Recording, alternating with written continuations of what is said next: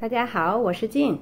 今天想和大家分享的是一款简单、好吃、快速的早餐——肉松蛋饼。半杯中筋面粉大约75克，加入一点点盐，一杯水大约210克。我这个量可以做4个蛋饼。充分的搅拌，混合成一种比较稀的面糊。再准备一点小葱叶子，切成小葱花，放入到面糊中，搅拌混合在一起。开中小火热锅，锅内放一点点油。锅热以后，倒入1/4的面糊。倒之前先把面糊搅拌一下，然后迅速地转动锅子，让面糊平铺在锅子底部。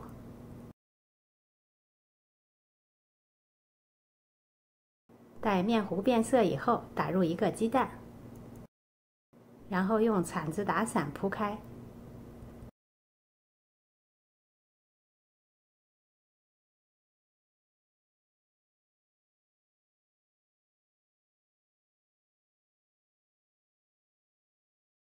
在上面撒一点黑芝麻，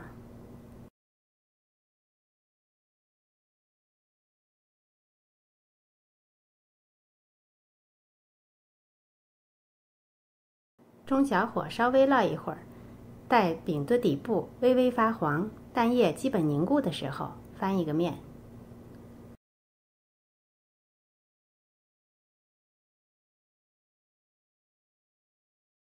在上面撒一些奶酪丝，马苏里拉和切德都可以，口味选自己喜欢的就好。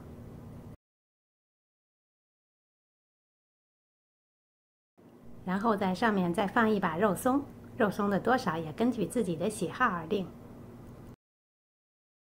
自己吃就多撒一点，这样才好吃。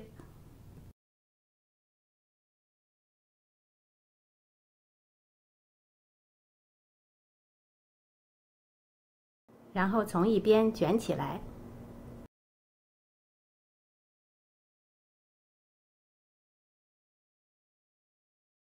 这样一个肉松鸡蛋卷就做好了。把它移至案板上，切成自己喜欢的大小，